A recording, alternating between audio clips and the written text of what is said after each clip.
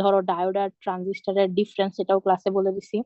এরপর হচ্ছে common base, common emitter, common collector, এই সবগুলার হচ্ছে সার্কিট ডায়াগ্রাম, সবগুলার হচ্ছে input and output characteristics curve, এই জিনিসগুলো দেখবো, ঠিক আছে? তার মধ্যে সবকিছুই ক্লাসে দেখাইছি, শুধু হচ্ছে এই যে যেটা বললাম লাস্টে কমন কালেক্টর, এটা দেখাই নাই। বাদ বাকি এই চ্যাপ্টারে যা আছে তোমাদের আর কিছুই দেখতে হবে না, মানে এখানে আরো অনেক কিছু আছে। সো এই জিনিসগুলো তোমাদের কিছু পড়তে হবে না, তোমরা এই চ্যাপ্টার থেকে শুধু ওই জিনিসগুলো পড়বা। আর আজকে আমরা যেটা শুরু করব সেটা হচ্ছে চ্যাপ্টার 4। চ্যাপ্টার 4-এ ডিসি বাইসিং পড়বো, বিজেটির। আচ্ছা, এটা শুরু করব।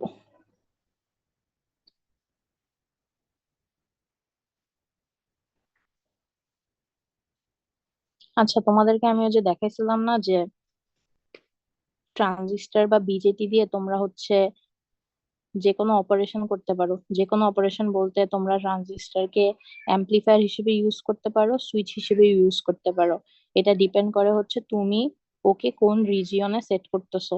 ওই রিজিয়ন অফ অপারেশনের উপর ডিপেন্ড করে ওরা হচ্ছে বিভিন্ন অ্যাপ্লিকেশনে ওদেরকে ইউজ করা যায়। তো এই যে আমি তোমাদেরকে গতদিন দেখাইছিলাম যে অ্যাক্টিভ রিজিয়নে ট্রানজিস্টর কখন থাকবে, কখন কাট অফে থাকবে, কখন স্যাচুরেশনে থাকবে। এটা দেখো, এই যে এখানে লেখা আছে 4 নম্বর চ্যাপ্টারে, যে লিনিয়ার রিজন বলতে অ্যাক্টিভ রিজিয়নকে বোঝাচ্ছে। সো অ্যাক্টিভ রিজিয়নে যদি ট্রানজিস্টরকে রাখতে চাও, তাহলে সব সময় হচ্ছে তোমাকে বেজ আর অ্যামিটারের জাংশনটাকে ফরওয়ার্ড বায়াস করতে হবে, আর বেজ আর কালেক্ট বেজ আর কালেক্টরের জাংশনটাকে রিভার্স বায়াস করতে হবে। কাট অফের ক্ষেত্রে বলছিলাম যে দুইটার যে জাংশন আছে দুইটাকেই রিভার্স বায়াস করতে হবে। আর স্যাচুরেশনের ক্ষেত্রে বলছিলাম যে তোমাদের দুইটা জাংশনকেই ফরওয়ার্ড বায়াস করতে হবে। তো এই যে যখন হচ্ছে ট্রানজিস্টরকে অ্যাম্পলিফায়ার হিসেবে ইউজ করব, তখন ওদেরকে কিউ পয়েন্টটাকে আমরা হচ্ছে লিনিয়ার রিজিয়নে সেট করব, মানে অ্যাক্টিভ রিজিয়নে সেট করব। আর যখন আমরা ট্রানজিস্টরকে সুইচ হিসেবে ইউজ করতে যাব, তখন হচ্ছে আইদার কাট অফ অথবা স্যাচুরেশন, যে কোনো একটা রিজিয়নে ওদের কিউ পয়েন্টকে সেট করব। এখন কোয়েশ্চেন হইতেছে ডিসি বায়াসিং, এই চ্যাপ্টারের নাম হচ্ছে ডিসি বায়াসিং। তো ডিসি বায়াসিংটা দরকার কেন? ডিসি বায়াসিং দরকার এজন্য যে একটু মাত্র আমরা বললাম যে আমাদের ট্রানজিস্টরের কিউ পয়েন্টটাকে এই রিজিয়নটাতে সেট করলে তোমরা হচ্ছে ওকে অ্যাম্পলিফায়ার অথবা সুইচ হিসেবে ইউজ করতে পারবা। এখন কথা হইতেছে ওর কিউ পয়েন্টটাকে কিভাবে সেট করব। আমরা ডায়োডের কিউ পয়েন্ট বের করছিলাম, মনে আছে? ওই সময় আমরা কি করছিলাম? আমরা হচ্ছে লোড লাইন অ্যানালাইসিস করছিলাম। লোড লাইন অ্যানালাইসিস করার জন্য আমরা কি করছিলাম, সার্কিট থেকে একটা ক্যারেক্টারিস্টিক্স ইকুয়েশন লিখছিলাম কেভিএল করে। এরপর ক্যারেক্টারিস্টিক্স ইকুয়েশনের মধ্যে আমরা একবার আমাদের যে ভোল্টেজ আছে ডায়োডের ওইটাকে জিরো ধরে কারেন্টের ভ্যালু বের করছিলাম। এরপরে আবার কারেন্টের ভ্যালুটাকে জিরো ধরে ভোল্টেজের ভ্যালু বের করছিলাম। দেন আমরা আমাদের গ্রাফের উপরে দুইটা পয়েন্ট বসায় একটা লাইন ড্র করছিলাম। আমাদের ডায়োডের ক্যারেক্টারিস্টিক্স যে কার্ভটা, ওইটা যে এখন আমরা যে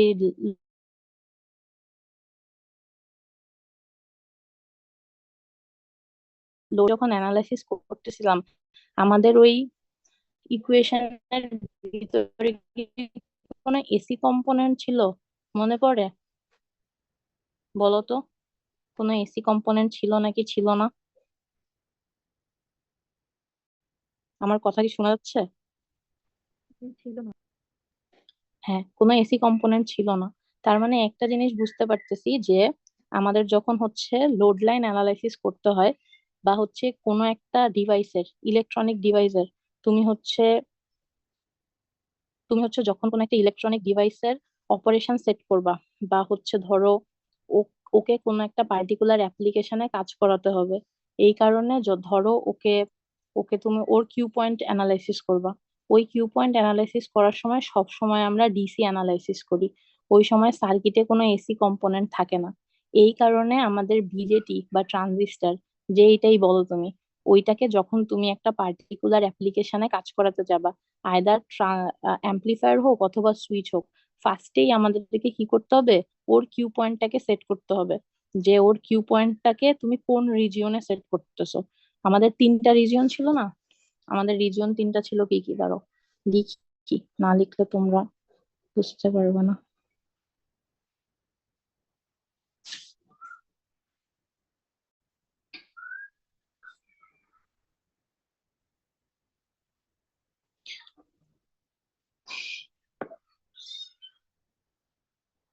আচ্ছা, দেখো, আমাদের হচ্ছে যদি কমন এমিটার হয়, তাহলে আমাদের আউটপুটে থাকে হচ্ছে কালেক্টর টু এমিটার ভোল্টেজ আর কালেক্টর কারেন্ট। আউটপুট এই দুইটার অ্যাক্রসে পাই।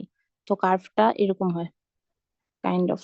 সবগুলোর ক্ষেত্রে এরকমই হয়, শুধুমাত্র হচ্ছে কনফিগারেশনের উপর ডিপেন্ড করে ইনপুট আর আউটপুটটা চেঞ্জ হয়। এখানে ইনপুট থাকে হচ্ছে বেস টু এমিটার ভোল্টেজ আর বেস কারেন্ট, এটা হচ্ছে আমার ইনপুট। আর আউটপুট পাই হচ্ছে কালেক্টর টু এমিটার ভোল্টেজ আর কালেক্টর কারেন্ট। এটা হচ্ছে কমন এমিটারের ক্ষেত্রে, এটা কিন্তু সবগুলার ক্ষেত্রে না। আরো দুইটা টাইপ আছে, একটা হচ্ছে কমন বেস, কমন কালেক্টর। ওদের ক্ষেত্রে আবার ইনপুট আউটপুট আলাদা হবে। তো এখন যেটা আমি উদাহরণ দিতেছি এটা হচ্ছে কমন এমিটারের ক্ষেত্রে। ইনপুট দিচ্ছিলাম বেজে, এজন্য ইনপুট হচ্ছে বেস টু এমিটার ভোল্টেজ, কারণ এখানে এমিটারটা কমন, আর বেস কারেন্ট ইনপুট। আর আউটপুট নিতেছি হচ্ছে কালেক্টর থেকে, যেহেতু কম এমিটারটা কমন, তাহলে এমিটার টু কালেক্টর ভোল্টেজ আর কালেক্টর কারেন্ট। তো এখন এইখানে ইনপুটটাকে লিখলাম আইবি, আইবি, আইবি। প্রত্যেকটা আইবি আলাদা আলাদা, কারণ হচ্ছে আমরা দেখতেছিলাম যে আইবি কারেন্টের বাড়া কমার সাথে সাথে এই ক্যারেক্টারিস্টিক্স কার্ভের কি চেঞ্জ হয়, আর কোনো কিছুই না। সো এইটাকে হচ্ছে নামকরণ করছি ওইটার উপর ডিপেন্ড করে। এখন আমাদের যেটা করতে হবে, ধরো এটা হচ্ছে ট্রানজিস্টরের একটা ক্যারেক্টারিস্টিক্স কার্ভ তোমাকে দেওয়া আছে। তোমাকে বলছে যে তুমি এখন ট্রানজিস্টরটাকে অ্যাম্পলিফায়ার হিসেবে কাজ করো। তো অ্যাম্পলিফায়ার হিসেবে কাজ করানোর জন্য আমরা জানি কি, আমরা জানি হচ্ছে এখানে তিনটা রিজিয়ন আছে। তো এই যে যেখান থেকে গ্রাফটা হচ্ছে একেবারে লিনিয়ার হয়ে গেছে, ওইটা হচ্ছে লিনিয়ার রিজিয়ন বা অ্যাক্টিভ রিজিয়ন। জিরোর নিচের যে রিজিয়নটা, এটা হচ্ছে কাট অফ রিজিয়ন। আর এই পাশের যে আনশেডেড রিজিয়নটা, এই সাদা, এটা হচ্ছে স্যাচুরেশন। তো আমরা জানি যে বিজেটি সব সময় হচ্ছে যখন অ্যাক্টিভ রিজিয়নে থাকে তখনই হচ্ছে অ্যাম্পলিফায়ার হিসেবে কাজ করতে পারে। তো আমাদেরকে বলছে ওকে হচ্ছে অ্যাক্টিভ রিজিয়নে কাজ করাইতে হবে, কারণ ওকে ওকে দিয়ে আমি অ্যাম্পলিফায়ার বানাবো। তো ফার্স্ট আমার মাথায় আসতে হবে যে কিউ পয়েন্টটাকে অ্যাক্টিভ রিজিয়নে সেট করতে হবে। তার মানে হচ্ছে আমাকে লোড লাইন এমন ভাবে ড্র করতে হবে যাতে আমার কিউ পয়েন্টটা এই যে লিনিয়ার লাইন আছে এইটার উপরে কোনো একটা পয়েন্টে পড়ে। মানে হচ্ছে তোমার, তুমি যখন লোড লাইন ড্র করবা এইভাবে, সো ছেদ করতেছে কোথায়, এখানে, এখানে, এখানে। এটা দেখো, এটা একেবারে স্যাচুরেশনের কাছাকাছি চলে গেছে।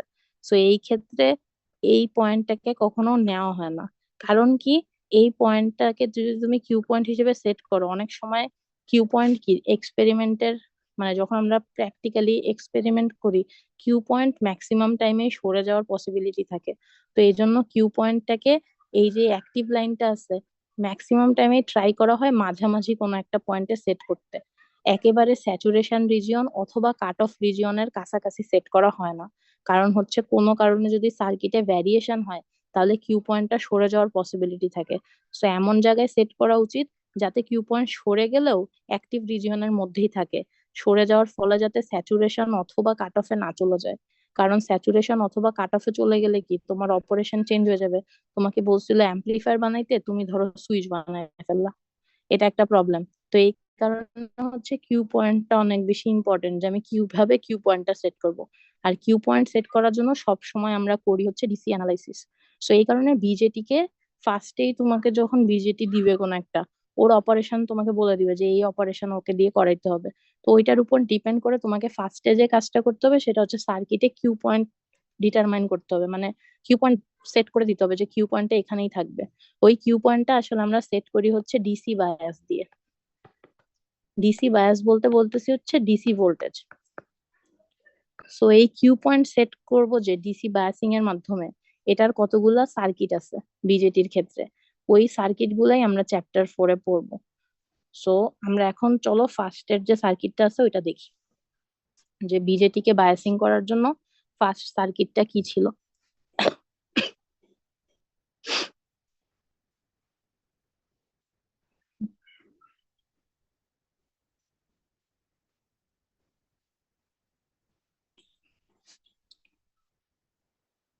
আচ্ছা দেখো, ফার্স্ট যে কনফিগারেশনটা আছে সেটার নাম হচ্ছে ফিক্সড বায়াস কনফিগারেশন। এখন এক্সামে যদি তোমাদেরকে বলি যে ফিক্সড বায়াস কনফিগারেশনের ছবি আঁকো, তখন এটা আঁকতে হইতে পারে।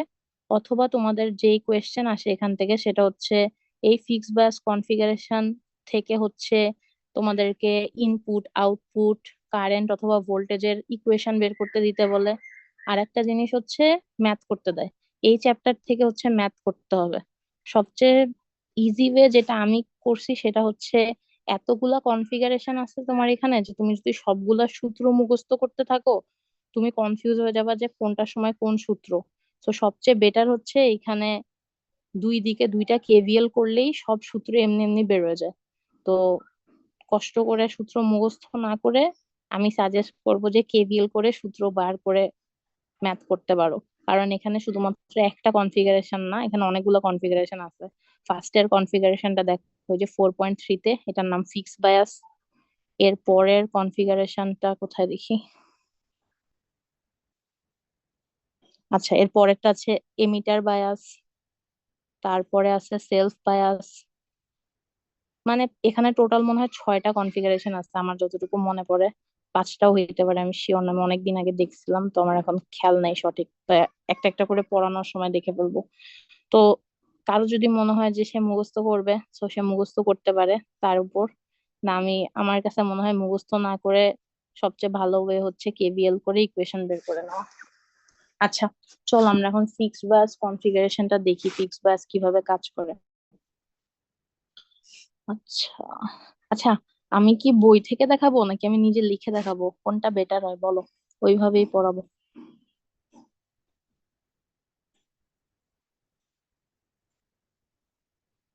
সবাই কই চলে গেছে, রেকর্ড করতে দিয়ে কি চলে গেছো?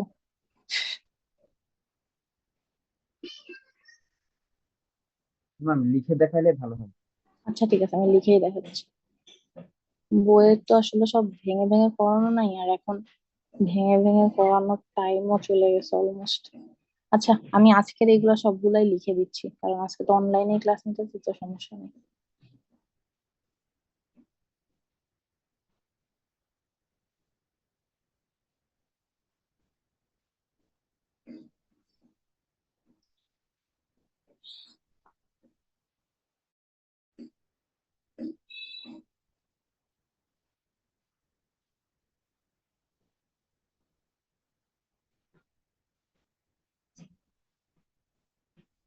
আচ্ছা, তিন ব্যাচের ছবিটা আঁকি ফার্স্টে, তারপরে ওইটার অ্যানালাইসিস কি কি করতে হবে বলতেছে।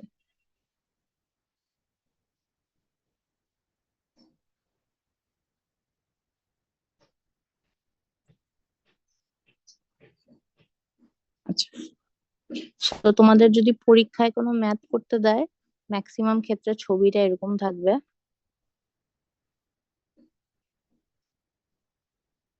তোমাকে দেখে বুঝতে হবে যে কোন কনফিগারেশন আসছে, ওইটা অনুযায়ী তোমাকে সূত্র লিখতে হবে।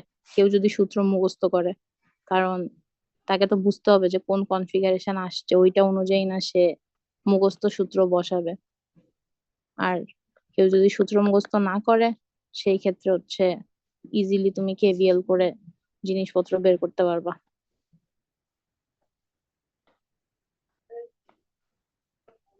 আচ্ছা, তো এটা ছিল হচ্ছে R B, R C, C1, C2, AC input.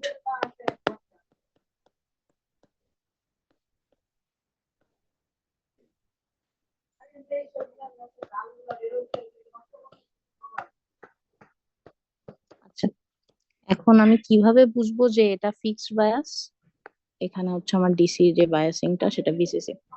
So fixed bias কে অন্যান্য যে বায়াস কনফিগারেশন গুলো আছে ওগুলা থেকে ডিস্টিংগুইশ করার সবচেয়ে ইজি ওয়ে হচ্ছে ফিক্সড বায়াসে আমার যে এমিটারটা আছে এটা তো আমার এমিটার, এটা তো আমরা এতদিনে জানি। এটা হচ্ছে আমার বেজ, আর এটা হচ্ছে আমার কালেক্টর। সো এমিটারের সাথে কোনো রেজিস্ট্যান্স থাকে না, এমিটারটা ডিরেক্টলি গ্রাউন্ডেড থাকে। ঠিক আছে,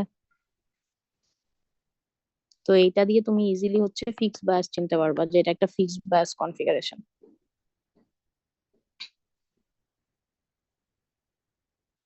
তো এখন আমি একটু আগেই তোমাদেরকে বলছিলাম যে বিজেটি কে বায়াসিং করার জন্য, মানে ওর কিউ পয়েন্টটাকে সেট করার জন্য আমরা সবসময় ডিসি অ্যানালাইসিস করি।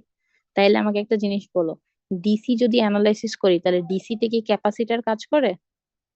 ক্যাপাসিটরের তো ফ্রিকোয়েন্সি আছে, এসিতে তো কোনো ফ্রিকোয়েন্সি নাই, এসিতে একটা কনস্ট্যান্ট ভোল্টেজ, আবার এখানে একটা এসি ইনপুটও দেওয়া আছে। তার মানে আমি বুঝতেছি যে আমি যখন বিজেটির বায়াসিং করব, তখন আমার এই ক্যাপাসিটার এই এসি সিগন্যাল কোনোটারই কোনো প্রয়োজন নাই।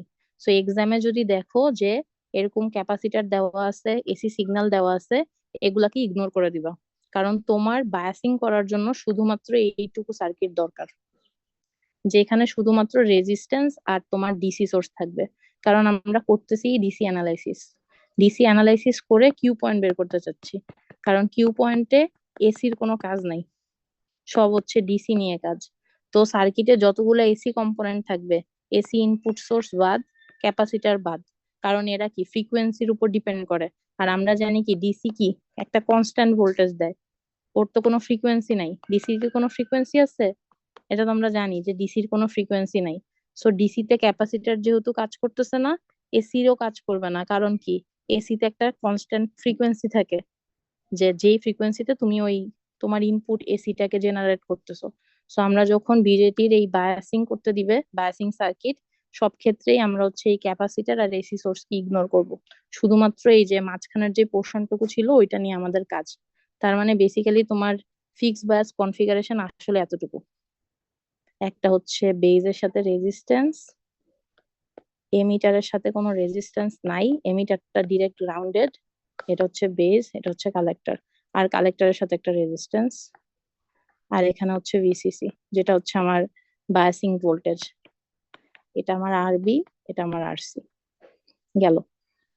এখন আমাকে কি করতে হবে, আমাকে বলছে যে তুমি এখান থেকে আমাকে হচ্ছে, ধরো তোমাদেরকে ম্যাথ আসছে, ম্যাথে বলছে যে এই রেজিস্ট্যান্সটা বের করে দাও, অথবা এই রেজিস্ট্যান্সটা বের করে দাও, অথবা তোমাদেরকে বললো আইসি বের করে দাও, ভিসিই বের করে দাও, এরকম কিছু একটা বললো।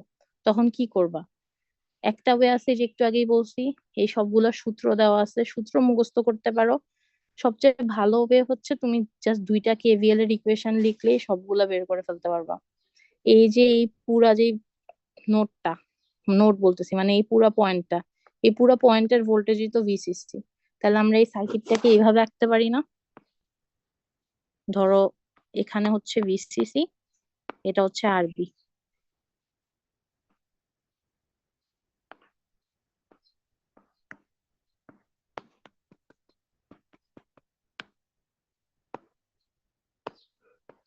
এটাকে কি আমরা এভাবে আঁকতে পারি? দেখো তো এই সার্কিটটাকে,